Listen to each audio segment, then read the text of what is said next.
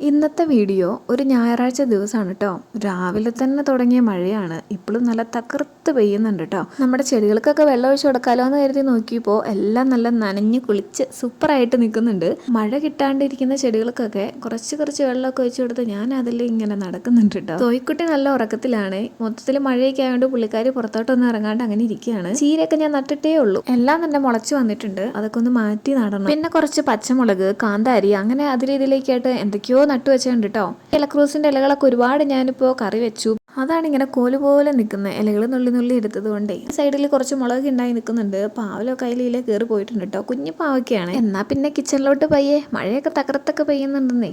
അപ്പോൾ നമുക്ക് കിച്ചണിലെ കുറച്ച് പരിപാടികളൊക്കെ നോക്കാം. ഇന്ന് കുറച്ച് ബീഫ് ലിവർ വാങ്ങിയിട്ടുണ്ടായിരുന്നു. കൂടെ കുറച്ച് എല്ലും കപ്പയൊക്കെ ഉണ്ടാക്കാമെന്നാണ് വിചാരിക്കുന്നത്. കയ്യോടെ തന്നെ ഞാൻ ആ ലിവറൊക്കെ നന്നാക്കി എടുത്ത് കുക്ക് ചെയ്യാൻ വെച്ചു. അപ്പോൾ നമുക്കിത് സോയിക്കുട്ടീനെ ഒന്ന് പോയി നോക്കാം. നല്ല ഉറക്കം ഞാൻ പറഞ്ഞിരുന്നില്ല. ഇതായിട്ട് അവസ്ഥ. അവളൊന്ന് ശല്യപ്പെടുത്തിയതിൻ്റെ ദേഷ്യത്തിലാണ് പുള്ളിക്കാരി ഇരിക്കുന്നത്. വീണ്ടും കിടന്നുറങ്ങുകയാണ്. ഞാൻ വീണ്ടും ശല്യപ്പെടുത്തിക്കൊണ്ടിരിക്കുകയാണ്. ദേഷ്യപ്പെട്ടുള്ള നോട്ടം കണ്ടോ.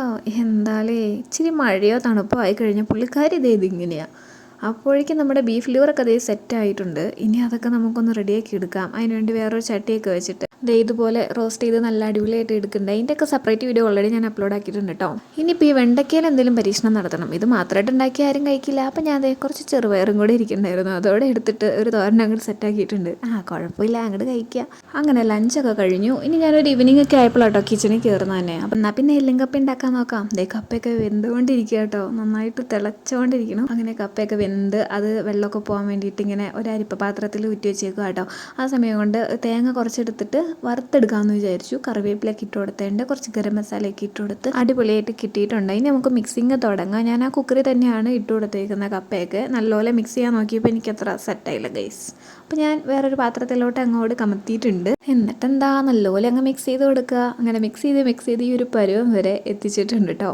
ഇനിയിപ്പോൾ നമുക്ക് അതിനകത്തോട്ടൊന്ന് വറവൊക്കെ ഇടണം. അപ്പോൾ ഓയിലൊക്കെ ഒഴിച്ച് കൊടുത്ത് കടുകൊക്കെ മൂപ്പിച്ച് കുഞ്ഞുള്ളിയില്ലേ അതായിട്ട് എടുത്തേക്കുന്നേ. കറിവേപ്പില, ഉണക്കമുളക് അതൊക്കെ ഇട്ട് കൊടുത്തിട്ടുണ്ട്. എന്നിട്ട് നല്ലപോലെ ഒന്ന് ഫ്രൈ ആയി വരുമ്പം അതോടെ അങ്ങ് ഇട്ട് കൊടുത്ത് നന്നായിട്ടൊന്ന് മിക്സ് ചെയ്തെടുത്ത് കഴിഞ്ഞാണല്ലോ ഒരു അടിപൊളി എല്ലും കപ്പ റെഡി ആയിട്ടുണ്ട്. എന്താ ടേസ്റ്റ്. അപ്പോൾ എല്ലാവരും ഒന്ന് പരീക്ഷിച്ച് നോക്കിയിട്ട് കമൻറ്റ് ബോക്സിൽ പറയണം കേട്ടോ. അപ്പോൾ ഇത്രയുള്ള ഇന്നത്തെ വീഡിയോ. അപ്പോൾ ഓക്കെ, ബൈ.